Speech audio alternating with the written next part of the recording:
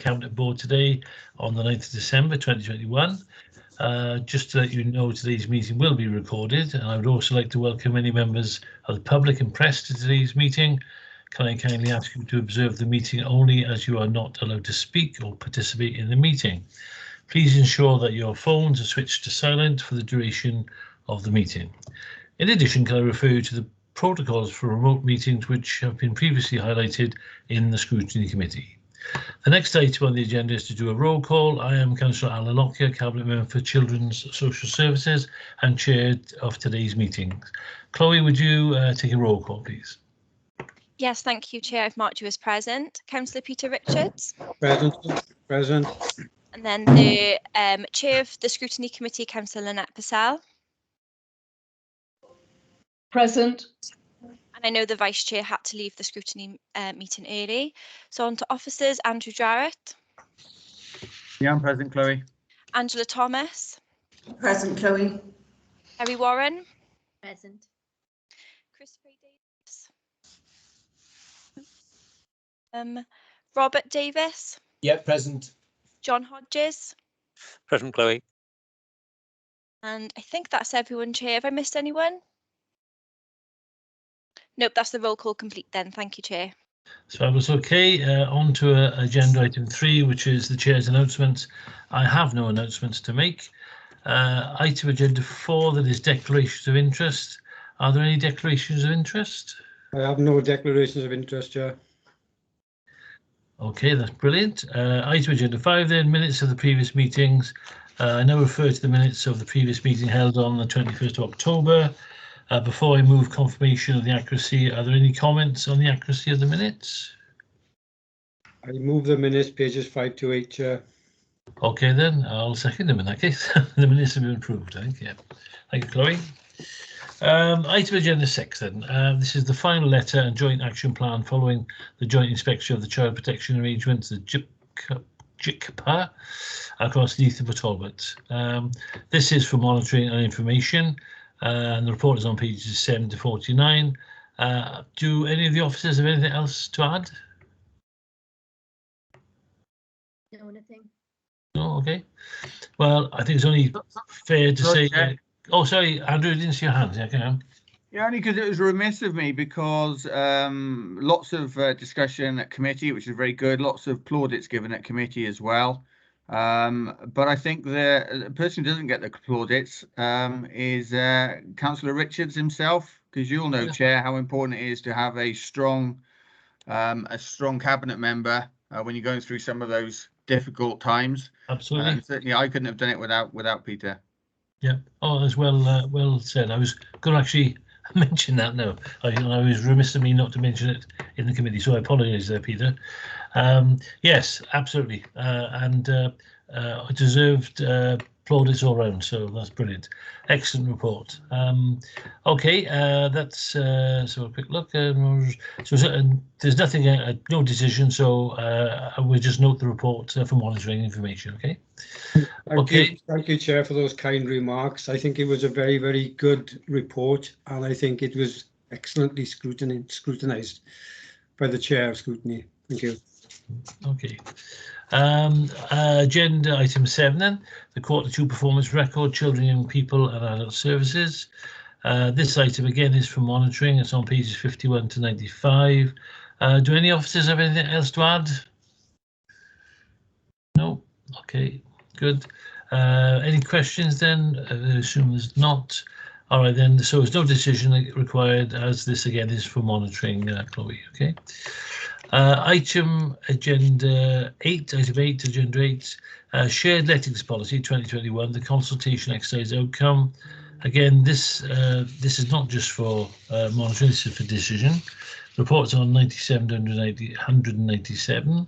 Any further additions from officers or any questions? Okay.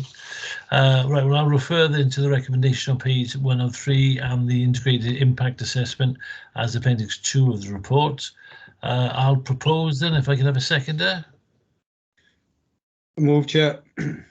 That's great, thank you then, that's confirmed and it's been approved. Thank you, Chloe. Right. Item agenda 9, development of independent living hub and bespoke. This item is again for decision. The report's on page 199 to 239. Do officers have anything to add to item agenda 9? Not really, just to note Councillor Goldsworthy's remarks that should we not get ICF capital, that they would support the capital programme in-house supporting this. Yeah, okay, that's noted then. So I refer to the if there's no other questions, I'll refer to the recommendation on page 204 on the integrated impact assessment as appendix 1 of the report. I'll propose, if I could have a seconder, please. Move, Chair. Thank you, yeah, that's great. Item agenda 10. I don't want Chair, can you just confirm that one's been approved? Okay. Yep, thanks. That one's been approved. Is that right, Chloe? Yep. Okay then.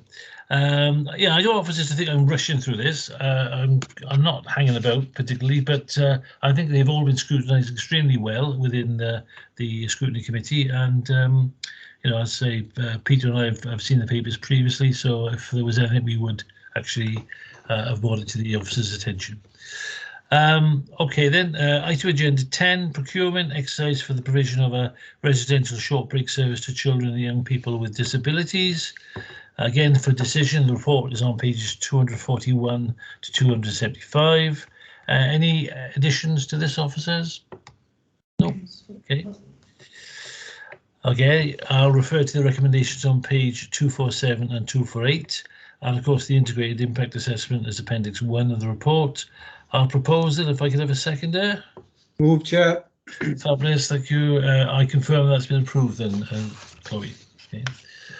Item agenda 11, commissioning of care and support services in a core and cluster scheme. Again, this is for decision. The report's on page 277, 309. Anything to add to that from any officers? Self-explanatory, Chair. Brilliant, thank you, Angela. Any other questions? No, okay, I can't see any. I refer to the recommendation on page 282 and 283 and the integrated impact assessment as appendix 1 of the report. So I propose, if I can have a seconder, please. Move, Chair. Brilliant, thank you, Peter. So Chloe, that's confirmed and it's been approved. Item agenda 12, the implementation of a quality assurance framework for provision of learning disability and mental health support living services in Neath Talbot. Again, for decision, reports on pages 311 to 388. Any other points to add to this from the officers? Just noted that the Chair of Scrutiny raised the issue about not mentioning items in red, and to be referenced earlier in the report. I'll take that back. That's okay. So I'll refer to the recommendations on page 315, and we note what the Chair of Scrutiny has said. And of course, the integrated impact assessment as appendix 3 of the report. I'll propose, and if I could have a seconder.